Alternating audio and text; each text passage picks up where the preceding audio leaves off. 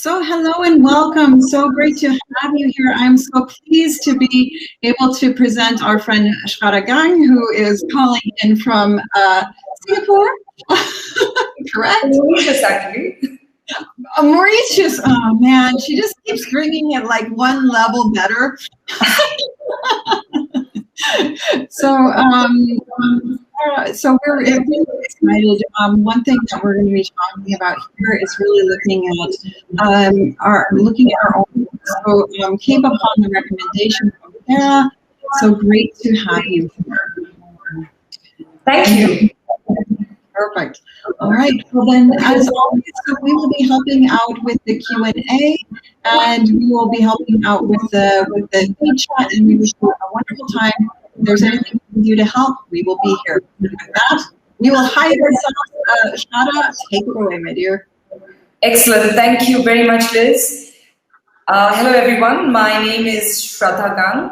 It's a little bit of a tongue twister, so you can call me Shradha. I help individuals live their life with passion and purpose. I'm a corporate trainer, a coach, and a consultant at Stafford & Chan, headquartered in Singapore. 2 years ago, I moved from Singapore to Mauritius, and now I head the office of Stafford & Chan in Mauritius, making a difference globally.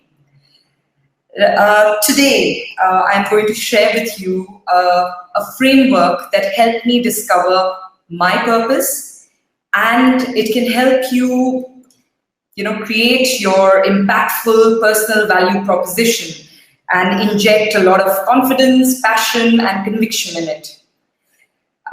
This can be used during interviews. It can be used for networking events and for some positive self-talk as well. I have repeated my purpose to myself several times during the lockdown. So, it works wonders. So since we have, today's session is more for job seekers, it's focused towards helping job seekers. I will start with the question. Which question do you think is the most commonly asked, which is the most commonly asked question during an interview? Yes, you are right if you're thinking, tell me about yourself. Now, it's a basic open-ended question that every interviewer begins that session with. And recently, I was going through LinkedIn and I came across this article where it's mentioned that this question can be reframed as, what did you learn about yourself during this pandemic? So both these questions are, they offer us a beautiful opportunity to build trust, to convey your personal brand, and to showcase your skills or your strengths, if we may say so. Now, what I'm going to do in this session is share with you a framework which I use during my sessions, my workshops with business school students who were looking for a job. And, I would ask them to tell us a little bit about their strengths, what would they like to tell their interviewers. And when they would finish answering this question, I observed that their non-verbals were not aligned with what they were saying. And the reason behind that is because most of the students were highlighting strengths that they didn't really possess. They just sounded good, or they were the most popular strengths that were mentioned in some of the books that help you look for a job. So they end up saying it without passion. They don't sound like they mean it. And that's the reason it's very important to answer this question with passion and conviction, and at the same time, you need to engage your audience, you need to influence them, and be true to yourself. And being true to yourself is what helps you, you know, sound passionate, bring in that confidence. You don't really have to depend on memorizing strengths that you don't even have. So my framework is called the ABC of how to find my purpose and communicate my personal value proposition with passion. Let's show you what this ABC is all about. A stands for attitude, which is finding your purpose. This is what helps you stay true to yourself. B is build your story. Now, after you found your purpose, you need to engage your audience, your interviewer. You need to let your audience know how did you get to your purpose, and that's what we do in this step. And finally, we've got C, that's connect to your audience. This is a very important step to influence. At the end of the day, we say if there's no action, then all that you said was for no use, right? It must inspire action. And when you connect it to your audience, it helps you get some action out of the entire interaction. All right, so let's start with attitude, finding your purpose. Now, I refer to Simon Sinek, one of the leadership speakers, a lot in my workshops, and he very rightly says that you don't hire for skills, you hire for attitude. You can always teach the skills. Now, what attitude are we talking about here? So I've heard answers like, you must have a good attitude, you must have the right attitude, or a positive attitude. So attitude is another word like purpose that is very loosely used or has a very vague meaning.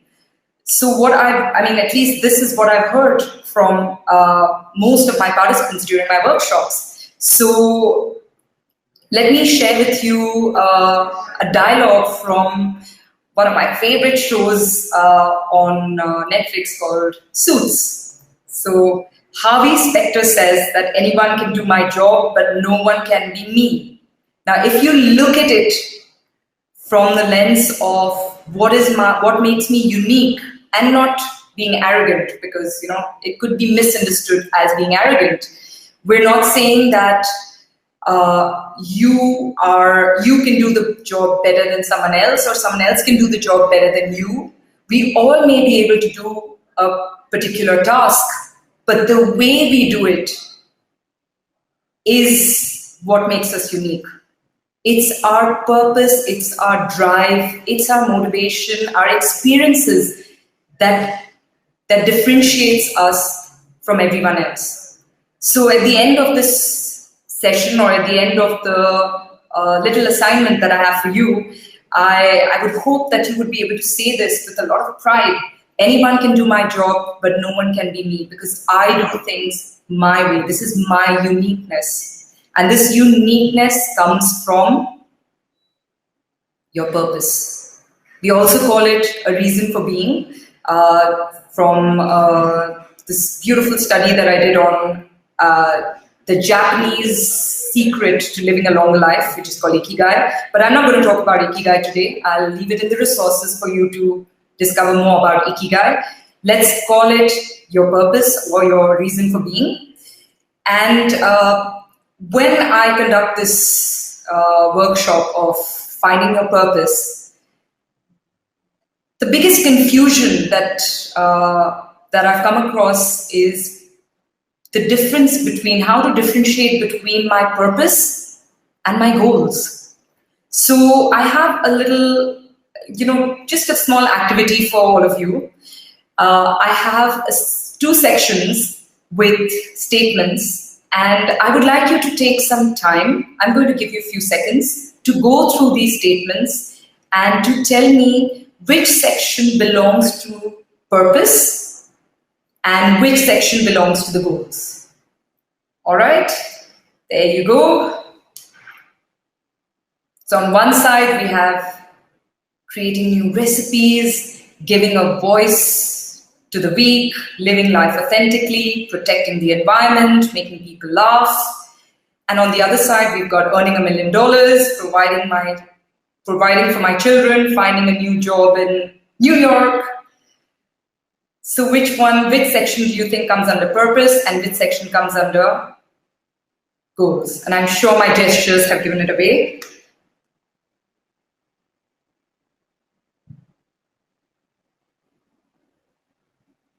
All right, so what is it that makes the statements that are under the section my purpose different from my goals? If you notice, the statements mentioned under my purpose, all the statements are ongoing.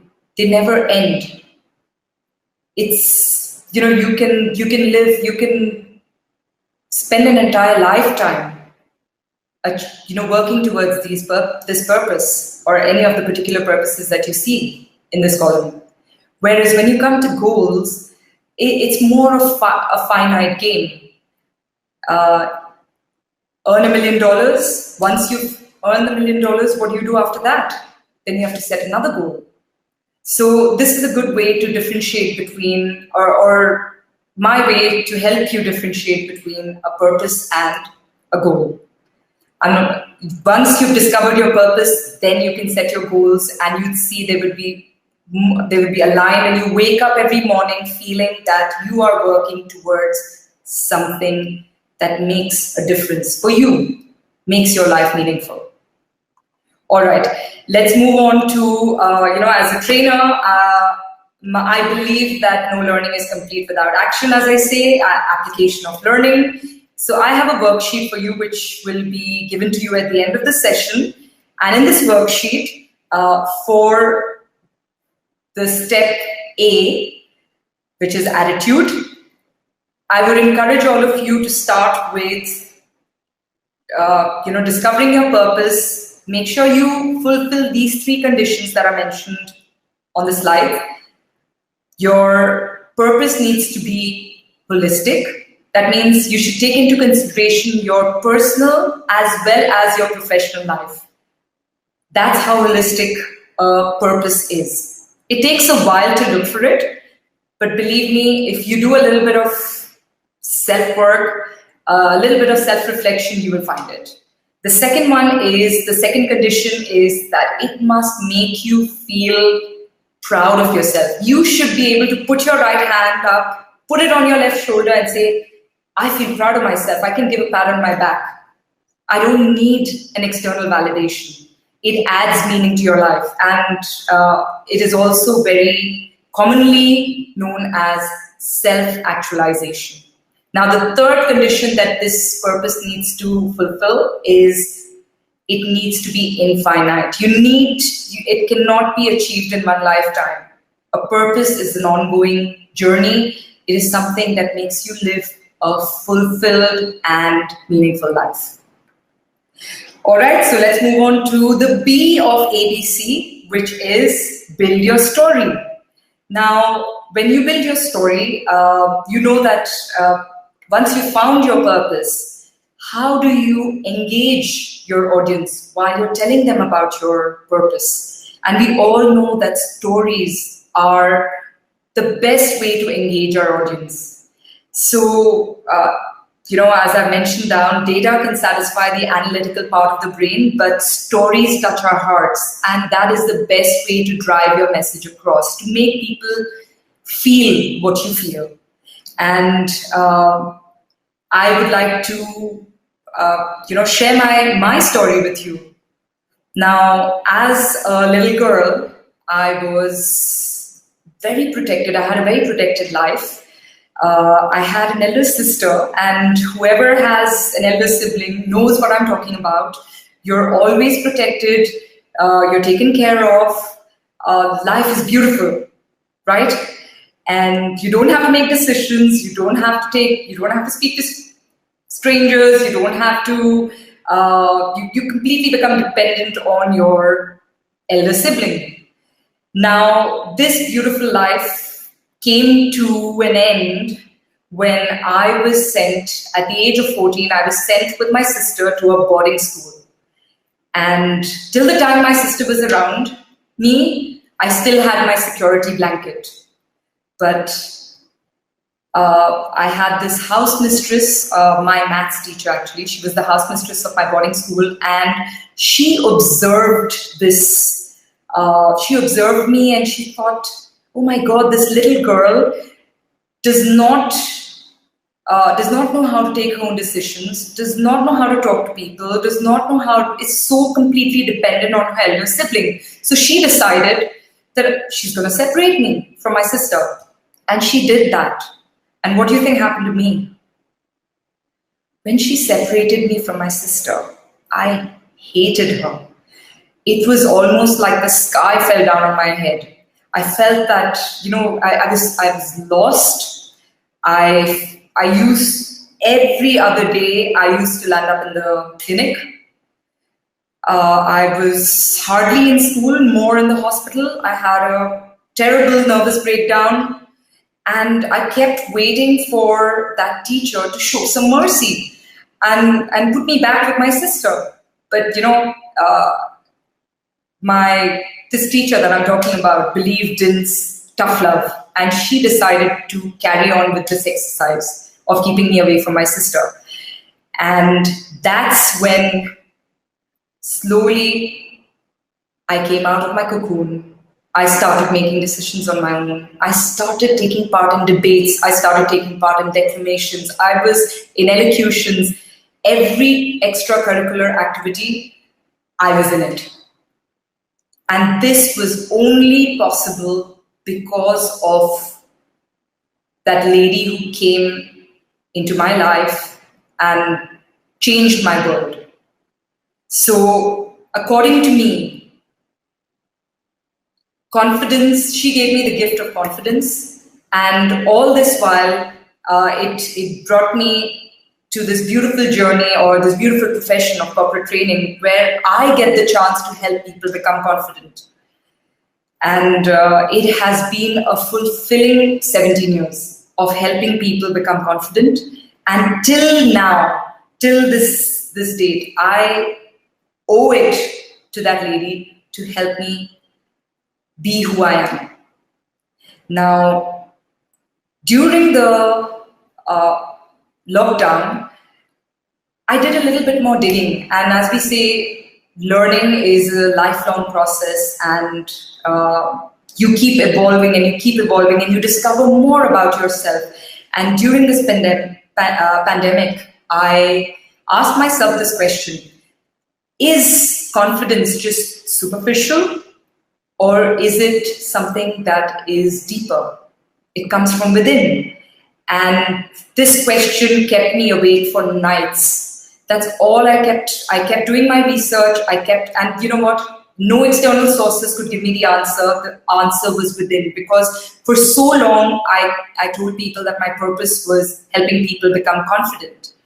And I realized that true confidence comes from your drive, your purpose, what you believe in. And so my purpose evolved to, instead of helping people become confident, I've now started helping people discover their purpose. And hence, I'm speaking to you about this topic. This led me, this purpose that I discovered, this reason for being, helped me succeed in this profession. So I actually started training the cabin crew of Singapore Airlines, the best in this in service. So you see, once you have your purpose, it can drive you to the highest level of fulfillment and can give you that career success that you're looking for. Now, to build your own story, there's a worksheet again. The three elements that I used in my story were, I used some details, which was to create a little bit of suspense, because that's what pulls in your audience. The second step was to create a dip That means you narrate your lowest moments and your moments of frustration. And finally, you end your story on a sweet note. That means tell your audience how these tough times or frustrating times led you to discover your purpose and made you successful, or made you feel good about yourself. Success is not always about job or money. How did you feel about yourself? So let's move on to the C of. Let me just check my time so that I don't overrun. So the C of connected to your audience is about WIIFM, which is what's in it for me. To influence your audience after you've narrated your story, I would encourage you to connect it to your audience. That means how your purpose can be aligned to the company's purpose that you would like to work for, how your values can add value to the organization that you would like to work for, and how your strengths can help an organization resolve their biggest challenges. So this kind of very, very beautifully completes this entire ABC framework, or helps you answer the question, tell me something about yourself. Now, in the resources, I'll share with you some motivations that can help you find the WIIFM, which is what's in it for me, of your audience, and all the motives that can help you connect your strengths, your purpose, and your values to the organization that you will be speaking with. So for next steps, let's start with the A, which is finding your purpose, your attitude. B, build your story and connect it to your audience. I hope this framework is a simple framework for you to start your journey towards living a more meaningful life.